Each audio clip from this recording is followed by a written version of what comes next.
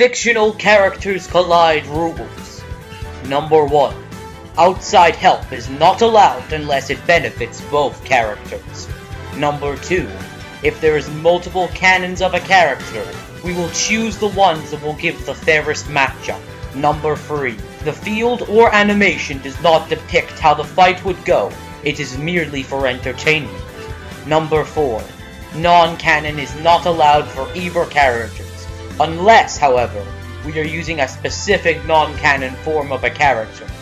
We hope you enjoy the episode.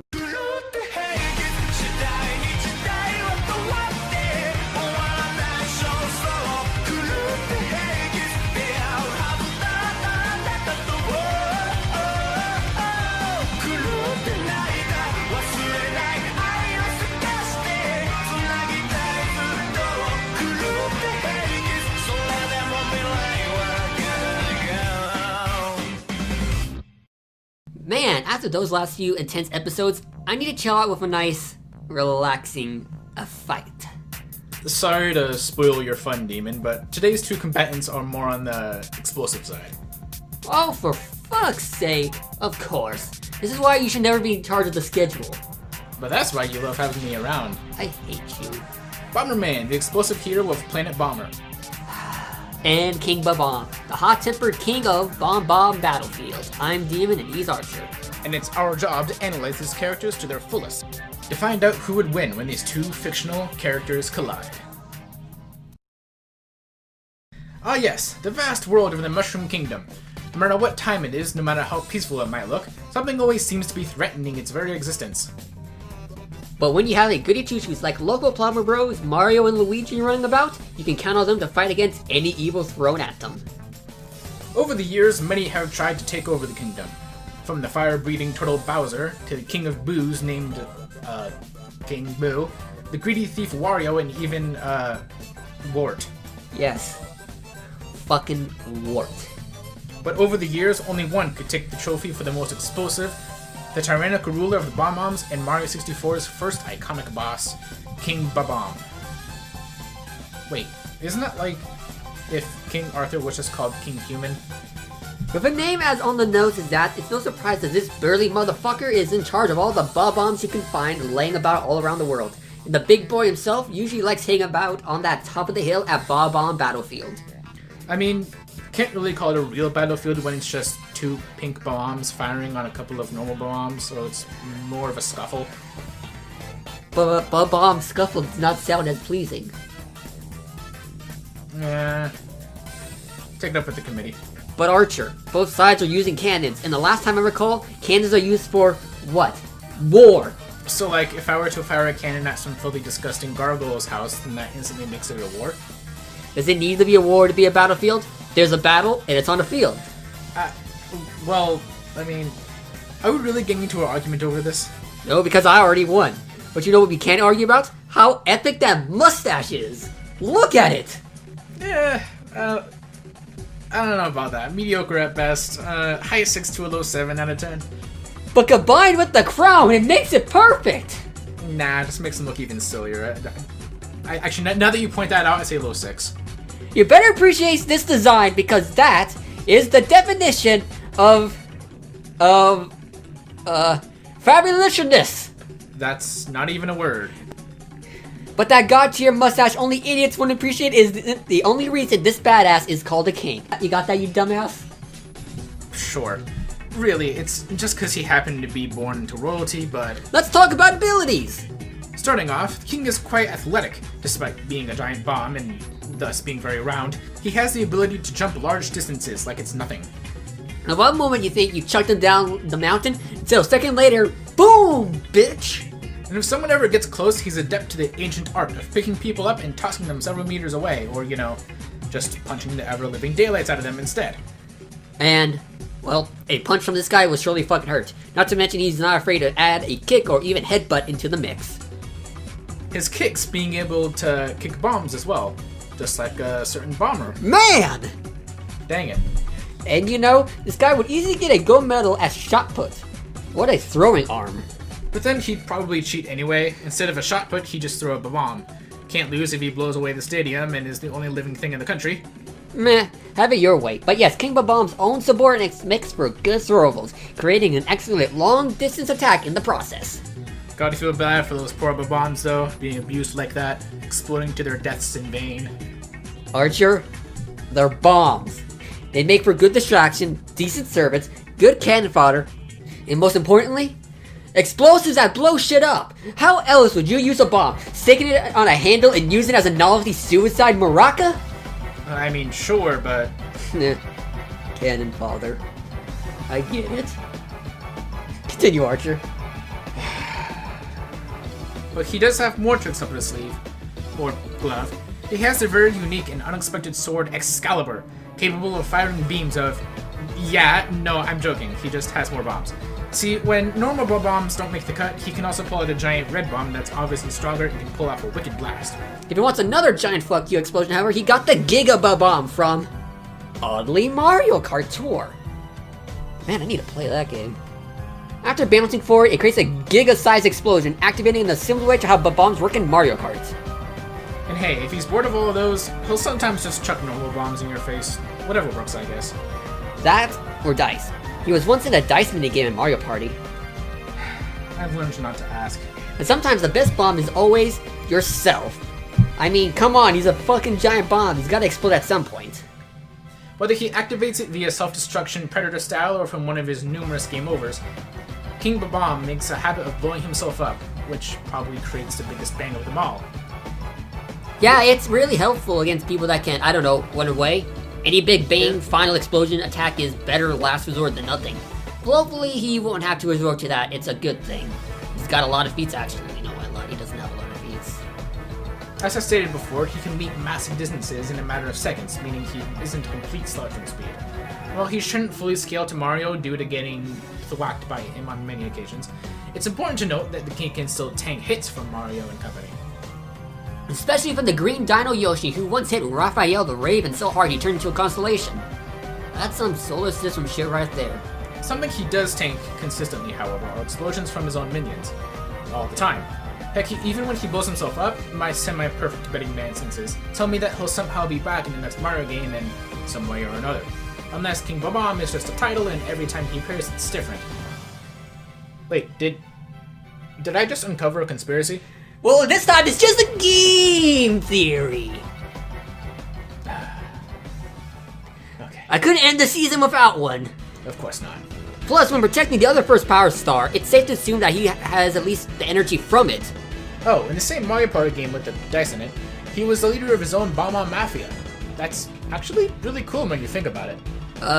Yeah, other than that, all those... Yeah, that's kind of it. As you can tell, there's not a lot for all kings here outside of generous scaling. Yeah, it doesn't help that despite having good jumping skills, he's still a slow-moving target just begging to be hit. Especially when his own bombs are used against him. You would think by now he would have learned his lesson, but nah, he's still using them. Well, intelligence was never really his strong suit, plus he always getting wrecked by Mario time and time again. King Bob-omb sadly never gets a chance to shine, making him a massive pushover. Pretty much always. At least he'll be able to one-up the plumber with that motherfucking mustache. I actually agree with you on that last statement. Mario's mustache is lame. Why, thank you, Archer, and try to grow a mustache for once. I actually kind of need to shave, so that's that's relevant. I'm not gonna put that in, but. Hey, even if he is a massive pushover, maybe he has what it takes to defeat the hero of Planet Bomber. Maybe. Despite his flaws, the king has made a name for himself, and you better watch out, otherwise he'll show you why he's the king of the Bob-ombs. Which is just because he's got a crown, but shut up.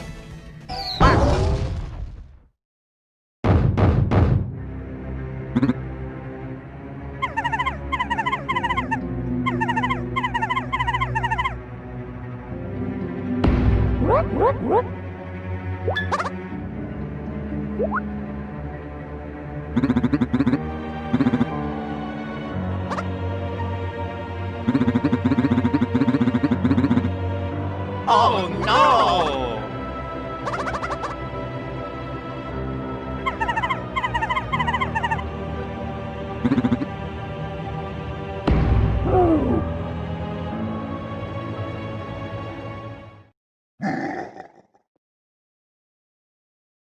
Heroes come in many shapes and sizes.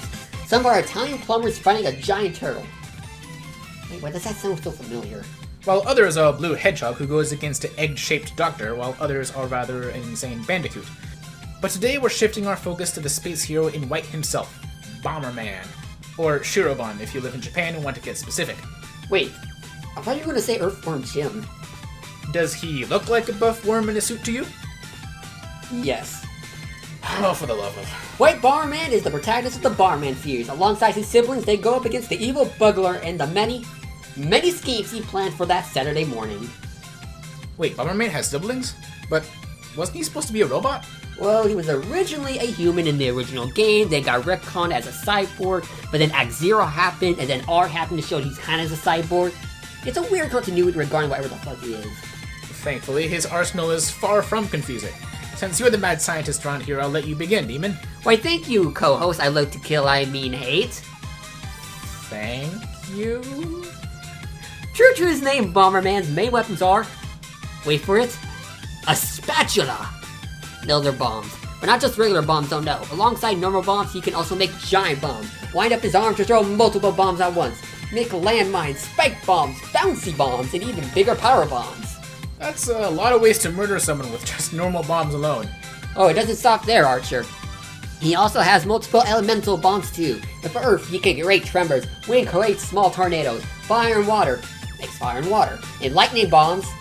Use your brain, people! Who knew Bomberman was the Avatar? The last bomb bender. He puts even avatars to shame with his power-ups. For example, speed boosters for speed, armor for more defense, and even has a power-up that, I shit you not, can freeze time. First a witch with hair powers, a cowboy, a metal rodent, an edgy musical note, and a white-haired half-blood, and even a dog. Now we have to add a guy who throws bombs now onto the list. Thanks for the tip. Yeah, you can meme. Shocker, I can do that too. Anyway, let me take over for a bit. Alongside all that, he's got bombs that can, say it with me, make black holes. Yeah, and besides that, he's also got multiple transformations. You can turn into a helicopter for flying, a submarine for underwater combat, and even transform into a literal fake bomb. Not as epic in hindsight. Oh well, when he's with other bombers, he can at least fuse into even bigger bombers. But that does require outside help, so rip seeing a galaxy-sized Bomberman in this fight. Which reminds me, we should stop going into more powers before I go full-on fanboy with non-important stuff. Hasn't stopped us before. Darn it! Okay, Steven versus Shantae made up for that. Sure. Like King Bob-Omb, Bomberman's main feats are big but few and far between, so we are gonna quickly get past it as well. For one, he defeated Sirius, who had the power of the Omnicube, which, I kid you not, held not only entire galaxies in it, but even an entire universe. Are you serious? Please no. Besides that, in the very next game, he survived being sucked into a black hole, defeated Altair, who recently broke that said Omnicube in the last game.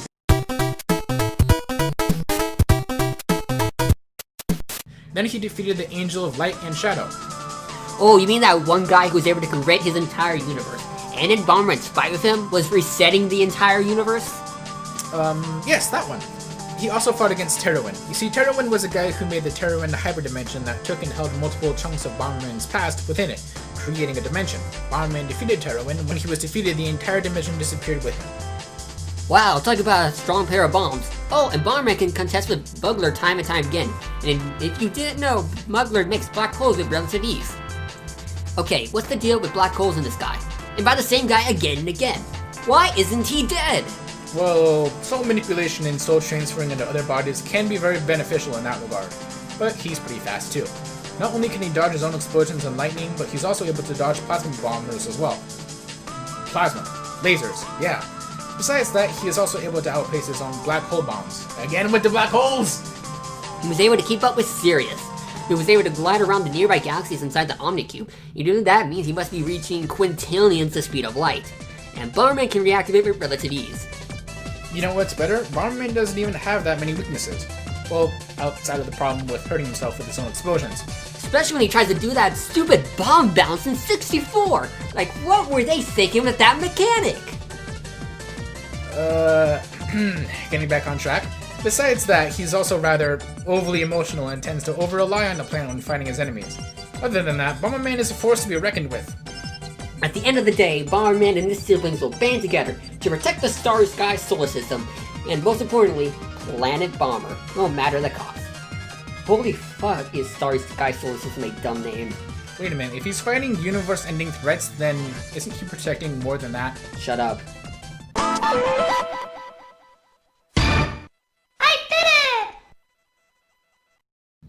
The combatants are set. Let's end this. Time for these two fictional characters to collide.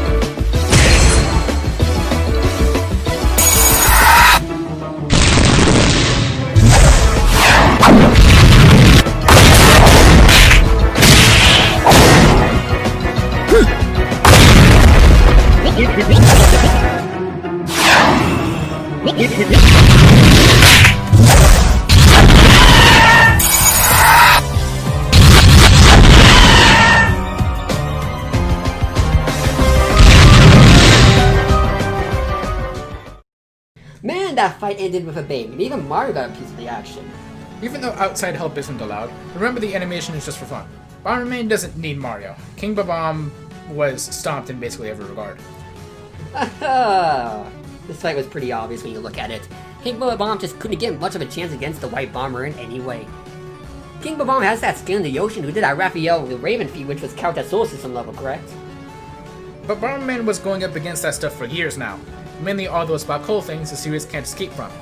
Which, when I say it out loud, is kind of fitting. Comparing speed wasn't looking too good either. Yet King Bob-Omb can jump at great height, and if you want to be generous, again, you can give him that Mario Party speed scaling with the black hole thing. But again, Bomberman does that daily, and even have more impressive scaling like with Sirius's quintillions of times the speed of light feet. Even their arsenals were too well balanced. Yeah, both mainly use bombs, but Bomberman has far more variety and utility with what he can do. Let's be clear, Mario and other characters at his level do have arguments for similar power and speed to what Bomberman has. However, you can't really call King Bob-Omb someone at Mario's level, can you? Of course not. The king loses to them while barely putting up any fights.